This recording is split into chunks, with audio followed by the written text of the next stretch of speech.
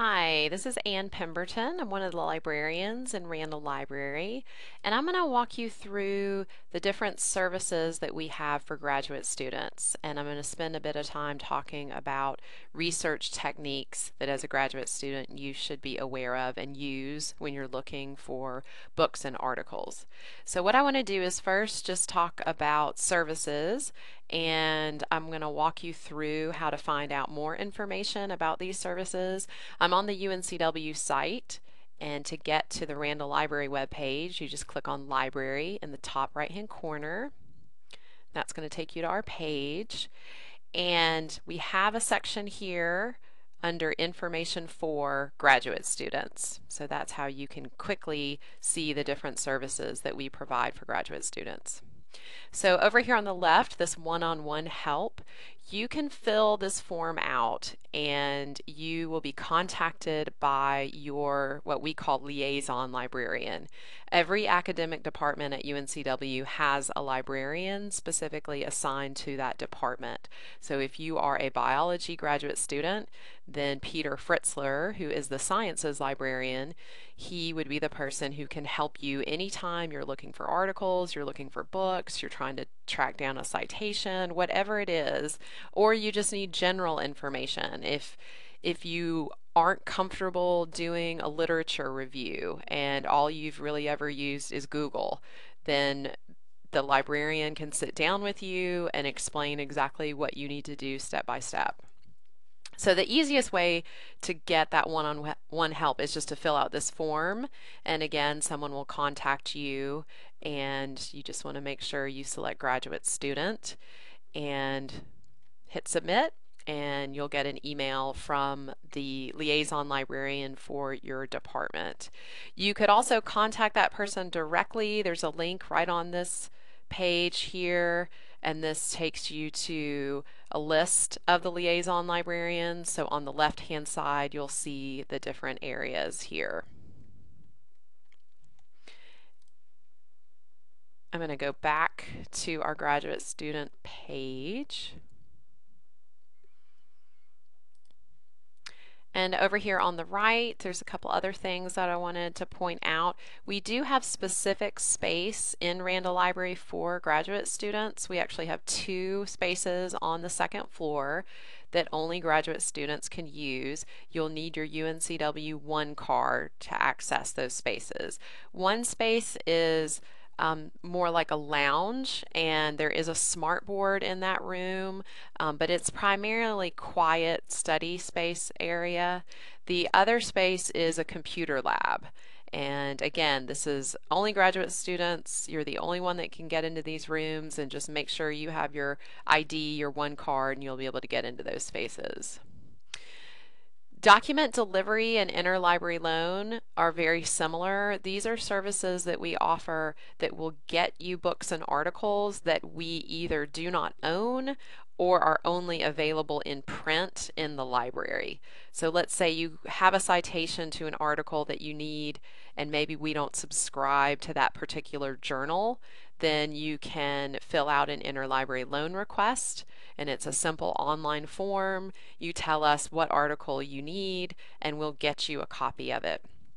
Most of the time for articles, you're going to be able to get the article electronically. It's going to be a PDF file. It's very, very rare that we would ask you to actually come and get an article. But you would have to pick up a book. So if there's a book that you need and we don't own it, we borrow it from another library, and then you can pick it up, or we can mail it to your home department. And the same for document delivery. If we have an article but it's only available in print in our bound periodical section, we will actually scan it for you and send it to you. And this is something we only do for graduate students and faculty. And then keep scrolling down, our research guides. I'm going to go ahead and click on that. What our research guides page is, it's a list of departments and topic areas. So you can see anthropology, art and art history, biology, And what we've done is we've gathered important resources related to that topic or that department. Now, there are some programs like the MALS Liberal Studies program, there isn't a research guide for that program. So you would want to pick the guide that relates most closely to your research topic. So let's say you're doing something related to environmental studies. You can click on that and you'll find a list of related guides, and the one that's very general, for example, in this case, environmental studies, that's going to be a listing of all of the databases and all important resources related to that department or that research area. And what you'll see here on the left, these are the databases. Sometimes we call this e-resources. These are the tools that you would want to search to find articles. And so this is how you're going to tap into the scholarly literature. And I'll talk a little bit more about why Google isn't enough. So you're going to need these resources. So this is a list of the best databases. There's a list of more, all the environmental studies databases, and you can search them. You can search several databases at one time with this quick article search. You can get to a link here. The guides and tutorials will get you to other guides, online tutorials that might help you, helpful websites, books. Here's your liaison librarian information. If you needed help right this instant while you're looking at this guide, you can get that through chat here, and you can also get help other ways. There's a link for email and text and phone. So that's the research guides. I'm going to go back to our graduate students page. And below research guides, you'll see alert services. So what an alert service does is it is an online mechanism to alert you whenever there's a new article on a specific topic. Or you could set it up to alert you every time a new issue of a particular journal comes out.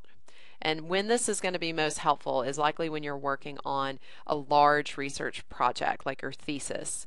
So instead of you going to different databases, say once a week, and doing the same search over and over again, you can set the database up to let you know when something is added that would show up for your search. So if you need to know every time something comes out about organic farming in a particular database, you can set up an alert and then you'll get an email and it says this article was just added to our database, and then you would go and you'd be able to look at it. So this section kind of walks you through how to set those up. If you have trouble, some of it can be a little complex because every database is a little different. You can always ask your liaison librarian for help. Citation analysis is a service that we provide to graduate students and to faculty. Sometimes you might find a citation and you want to know who has cited that particular article. And we can help you figure that out and basically send you a list of all of the articles that have actually cited your particular citation. And this can be very helpful with your research. There's a little bit of information here about theses and dissertations. If you're working on a thesis and you want to see examples, we have them in print, and we also have them electronically through our catalog, which I'll show you in just a second. And then we have a couple of links as well, also to the Writing Center. Okay, so you can come back to this guide anytime you want to go through and see what's offered for you as a graduate student in the library. And then I want to show you on the home page one other thing that you should be aware of, and that is your library account. This is how you'll gain access to all of our resources when you're off campus. So if you're on campus, you'll likely never be asked to log in. When you're off campus and you try to access a database or an article, you'll be asked to log in. And it's simply your email username before the @ symbol and your email password, and you'll just click UNC Wilmington and hit submit. So you'll be able to access any databases from anywhere that you have an internet connection to. Also, this get help area you might find useful. So if you get in touch with your liaison librarian and maybe you get an out of office reply that they're on vacation, this is another way for you to get help. So you can use email, call us, do instant messenger, text us, visit the Learning Commons Help Desk in person, use some of our guides, and we'll be able to help you. It's important that you keep in mind that librarians actually enjoy research, which for many of you, it might not be something you enjoy, but we actually like to do research. We have a lot of training that helps us know exactly where to go for particular topics. How to create keyword search strategies. So we are here to help you. That is our job. So please let us know if you need help. Okay, so let's talk about searching itself. So one of the things that's important before I show you the actual tools that you can use is to talk about why you can't find everything in Google. So I'm actually going to do a Google search for this concept called the deep web and bring up an image here. Okay, so this is a good visual to show. So the idea of the deep web is that there's been a lot of research done about the internet. So if you think about this whole iceberg here as the whole internet, there's the surface web, which is what's at the top of the iceberg, and that's the content that you can access for free through a Google search. And it's the kinds of things we access every day. We get to our Facebook pages, we look at news postings, blogs, we're able to shop. All of those things are free. But the deep web is actually huge compared to the surface web. And the deep web is where scholarly articles live. And the reason for that is because journal publishers don't want to give their content away for free. So a journal publisher has their journal, they'll sell the content to a company who then puts it in a database and then sells that database to a library or to an individual. And so the scholarly literature, which is what you will definitely want to be using as a graduate student, is not available through Google. It's only available through these paid subscription databases. So I'm going to go back to the library homepage. And so when we talk about databases, we're talking about things that the library pays for so that you can access that scholarly literature. And sometimes students will say, well, I can use Google Scholar. And you certainly can, but you're only accessing a very, very small portion of what is actually published in the scholarly literature. So especially for a thesis, you will have to use these tools. There's no getting around it. So with that in mind, I want to walk you through what tools you would actually use. As a graduate student, you're not going to want to use this articles and e-resources search. The reason is it only searches 10 different databases. That's 10 databases out of roughly 270 that we actually pay for. We have this box here really for undergraduates who maybe they just have to find an article. They're assigned something, let's say in a psychology class, where they have to find an article about a personality disorder. Well, they can do that easily here. This search finds articles in a variety of subjects. But for you as a graduate student, you're having to go much, much deeper.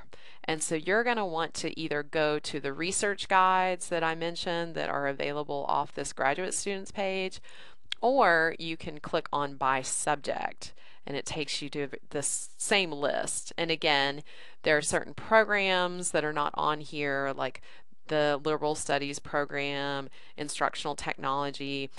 The program itself isn't listed here, so you're going to want to pick the topic that fits what you're doing. So let's say I am doing something related to psychology. I can click on that. And that takes me to a list of the databases that I would need to search. And we saw this earlier when we were looking at the research guides. So I can search these individually. You can also search several of them at one time here. Okay, so it's up to you, and I would definitely meet with your liaison librarian to see what that librarian suggests that you do. And there are some tricks when you get into these databases. I'm going to go into this one called Academic Search Complete, which is a very general multidisciplinary database. It has a lot of different journals in it. And most of the time when you do a search, a lot of people will put in a question or a statement.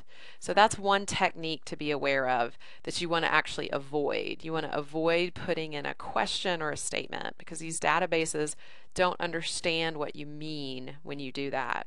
So you want to focus on something called a keyword search.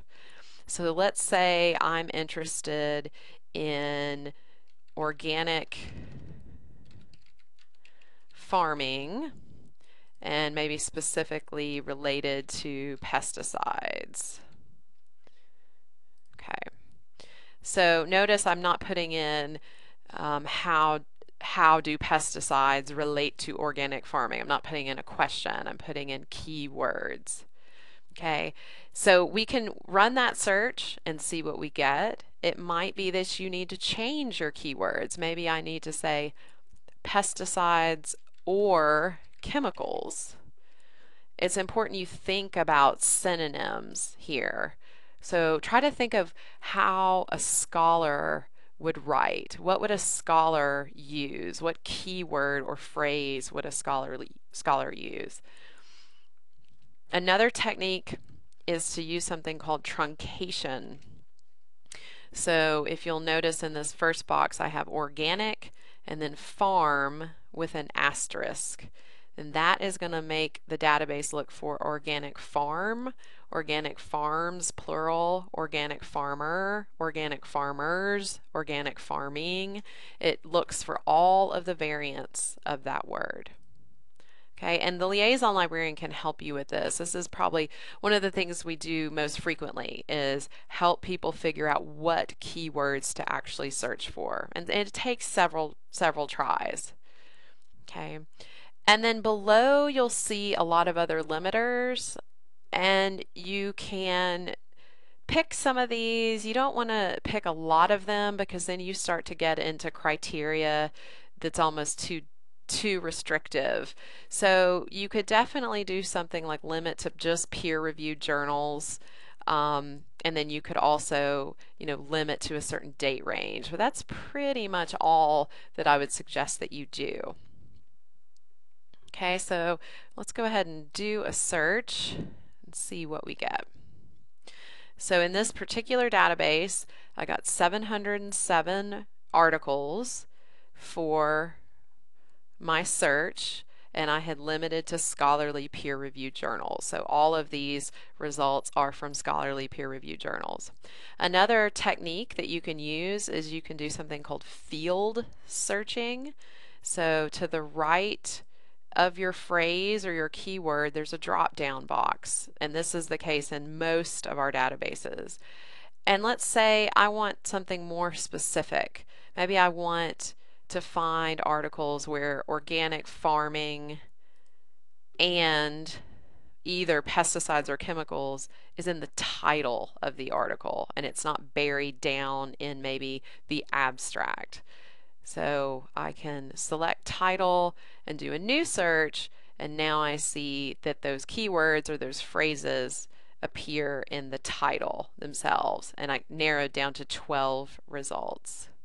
So there's a lot of different things that you can do in your search. So the liaison librarian can help you with this.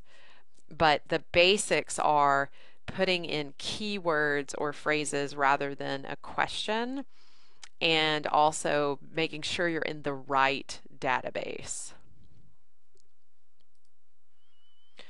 Most of our databases, when you run a search, will allow you to sort differently. So a lot of them default to relevant. So what is the most relevant to the words that you typed in? But you could sort it by date. So if you want to see the most current, especially if you get a list of 100 articles, you might want to change the sort to see what was most recently published. So you can sort in those ways. When you see an article, you can click the title of the article to get more information. Most of our databases will have an abstract, and that summarizes the article. Something else that can be really useful is sometimes there will be things called subject terms, and this could be another way for you to search. I could actually click on one of these subject terms, and then I would be taken to a list of all the other articles that have that subject term assigned to it. You can kind of think of this almost like as a tag. So if I click organic farming, every single article that was tagged as being about organic farming will appear. And sometimes you'll see author supplied keywords. So these are things that the author themselves said the article was about. Now you can also, in a lot of our databases, use the database to help you cite the citation.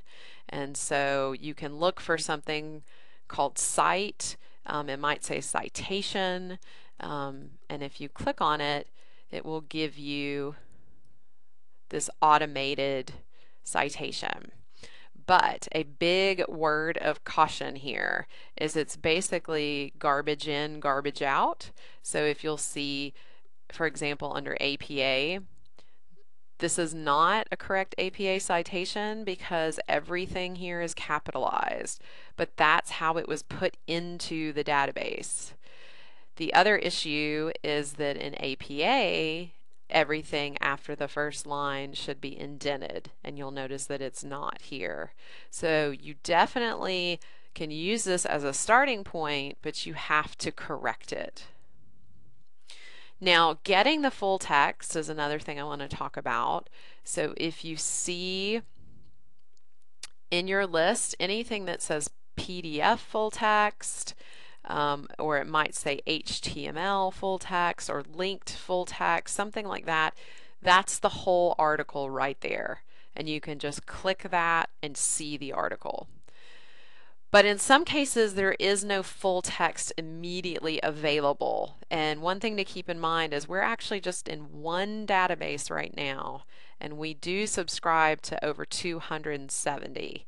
So the full text for this article isn't right here, but it could be in a different database. Okay, so I like to think my analogy about databases is it's kind of like going to the mall, and you go to one store and they don't have what you need. You don't just leave the mall and never come back. You typically will go to another store in the mall and see if they have what you need. So it's a very similar idea. And what you want to do is kind of briefly look at the citation, and you can see after the authors, you'll see the publication or the journal that has your article. So number 11 is in Ecological Indicators from November 2006, and you can use this Get It from UNCW to determine whether or not we have that article. You're going to have a new window that opens up, and I'm going to maximize this window here. What this is saying is that we do have the article. We have it in a different database called Science Direct. You can click that, and that takes you to the article. And here it is, and I can download the PDF. It won't always be that simple. Sometimes we don't subscribe to a journal at all. Sometimes we have the journal, but only in print. So if you get to a screen like this and you're not sure what to do, there is a link right here where it says need help, ask a UNCW librarian, and that takes you to all the different options to get help. So you can call us, send a chat, you could even copy and paste the citation right into this box and just let us know what you're trying to find if it isn't straightforward. So I'm going to close out this window and I'm back at this database here. Now, not every database looks exactly like this. So I want to show you an example. If I go back to the Randall Library webpage, and let's say I'm still in psychology, and maybe I go to Science Direct, you'll see that this looks very different. But the principles are the same, where you're putting in keywords and doing your search. So many of our databases do have the same interface, but they're all essentially set up the same way, even if they don't look the same. So you're going to pick a database, put in the appropriate keywords, and go from there. And I'm going to go back to the home page and just back to this help section and just remind you anything at all that I've talked about that was confusing or you have further questions, please let us know. We do have this citation and bibliography help link here, and we also provide a link to a program that is free to you called EndNote Web. And as a graduate student, you might want to take advantage of it. It's an online tool that helps you essentially organize your references and keep them in one place. And then when you're ready to create a bibliography, you can do that through EndNote Web. And we are going to have a workshop on EndNote Web, so you can check the library homepage under this What's New. You should see an announcement about when that's going to happen here. You can also contact me. I'm Ann Pemberton. You can find me under About Us, under Directory and Departments. I'm the only Ann that works in Randall Library right now. So you can just scroll down to Pemberton and here's my information here. So please let us know if you need any help, and we hope that we've got the resources you need, and if not, we can certainly borrow them from another library or purchase what you need. So please just let us know if you need any help.